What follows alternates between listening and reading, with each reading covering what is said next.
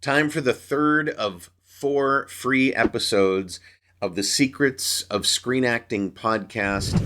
This one is going to be on eye flashes. Hello. We're going to show you how, if you work on camera as well as work on voiceover, you can use eye flashes to just literally magnetize the editor towards you. And we'll do that absolutely free on this episode of the VO Heroes podcast.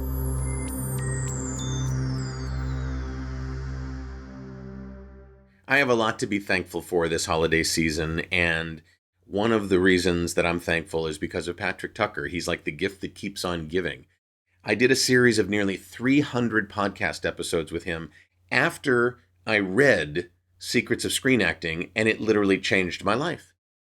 I had all this information that most people don't have when they first get started. And then he said yes to doing the podcast. So, this is cool. Today's day 3 of 4 days of free episodes. Today, the episode is all about eye flashes. Patrick Tucker. David Lawrence. Good morning. Good morning. What are eye flashes? Eye flashes are when you look to the other character, and you need to do lots of these. When you're talking to someone else, of course, you don't always hold eye contact. That's not a good idea because it makes you look very boring. And so you look all over the place, or even in a big group with other people, your eyes are going to flash around. But we, the director stroke editor, need the eye flash to motivate the cut sometimes. And so very often we'll come to your face, your eyes will flicker right, and then we'll cut the camera to the person who's sitting over there. You have motivated the cut. Just as actors need to give good motivational reasons why they do things. You've got to motivate crossing to the cupboard. You've got to motivate picking up the cup. So we, in the film industry, have to motivate the cuts. And eye flashes are a very good way of doing this. And that's why actors need to give good ones. Now, you can use this to your advantage in several interesting ways. Al Pacino, for example, is very good at not looking at the other actor until he decides to, which means, of course, they've got to keep the shot on his face until his eyes flick to the other person. Then you can go and cut to the other person. Yeah, he's often in reverie when he's talking, and then, eventually he'll get around to, while he's threatening you, look at you. Yeah, and that's why he gets the longer shot. And there's another good trick that I learned from something Anthony Perkins said. He was actually making a film with a friend of mine, and he taught this guy. This guy had to turn his head, so he turned his head. And Perkins said to him, no, don't turn your head. Let your eyes move first, and then move your head. That means the editor's going to cut your face earlier, because they've got to cut when the eyes move, so you'll get a longer shot.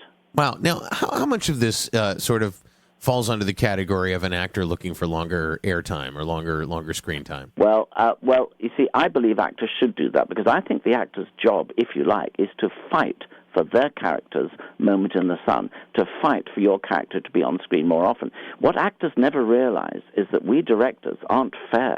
If I'm doing a scene between two people, I don't give 50% to this person, 50% to that person. What I do is I look at what both of them are doing and I choose the best bits.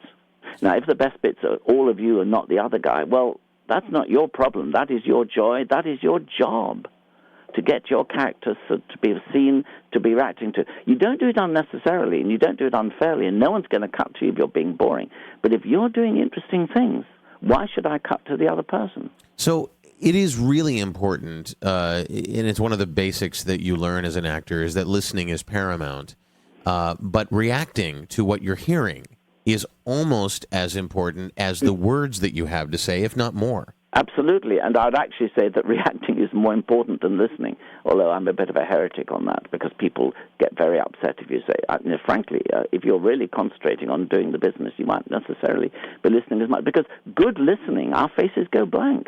If you were talking to me personally, David, my face would go blank whilst I'm listening to you, because if I put stuff on my face and flash my eyes around, you go, hey, what's the matter with you? What's wrong? You see, whereas on film life, the audience needs to know what you're thinking and feeling, and therefore you will be reacting and eye-flashing more than you do in real life. And it's not just about getting screen time, it's about giving options to the director, to the editor, and moving the story forward, too. Absolutely. It's about putting more information to your beloved audience. That's who we're fighting for. We're not fighting for more screen time. We're fighting to give more thoughts, more information to our beloved audience. And we do that by doing eye flashes and things like that. I was once doing in a documentary, and the director didn't know what they were doing, and they'd finished filming, and I realized that they won't be able to edit the documentary together. The film cameraman whispered in the director's ear, and the director said, "Okay, we'll do a few more shots." And they just put the camera on each one of us. I used my eye flashes to go from each person to each other person at that meal, when the camera was on me. And when the documentary went out, people said, "What was it? Every time in this documentary we cut to you." I said, "Yeah, the director had to cut to me because I was giving the necessary eye flashes." There you go. So, and I also got more screen time. There you go. So, and it's not about just being a hog about screen time. It's about really serving the product and serving the story. And serve the product by giving lots of good eye flashes. It allows us to edit where we want to, not where we can. All right. Secrets of Screen Acting, the podcast. We'd appreciate it if you would tell your fellow actors about this, especially if you're getting the kinds of benefits from it that we've been hearing via email. And you can go and send us email at the website, secretsofscreenacting.com. Thanks for staying subscribed. You'd be shocked at what actors do when they're shooting reaction shots to what the other actor is saying. They just work their butts off with eye flashes. And so hopefully that was really helpful to you. Now, this particular episode pretty much pertains to on camera, but so much of what we talked about, Patrick and I, back when we recorded this podcast, is such a benefit to voice talent as well, because it's about acting. It's about using your equipment in a particular way. Becoming a better on-camera actor really helps you become a better voice actor, and vice versa. I think part of the reason I'm successful as an on-camera actor is because of my success in voiceover. So what I wanted to do is I wanted to put together a special package that's only available for a limited time. The entire library of the Secrets of Screen Acting podcast, nearly 300 episodes, including 10 episodes that had never been heard before, just recently discovered, sells every day for $279. For the next week and a half or so, they're yours for $149 plus 2 bonuses.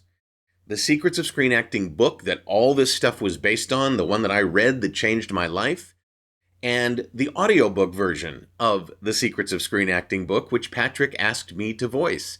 So I want to share with you all the joy that I've had with this, and I want to do it at close to 60% off. I mean, the total package value is $330, but it's $149 for now.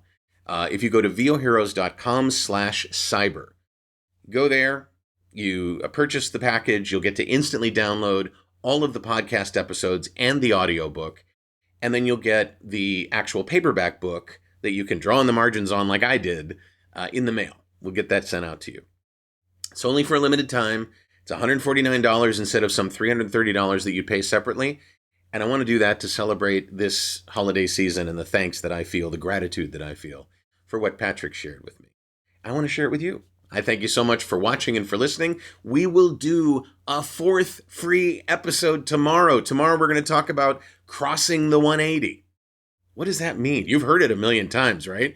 But we're going to find out what that means tomorrow and why it doesn't really, it's not really such a big problem. All right, we'll do that on the next episode of the VO Heroes podcast.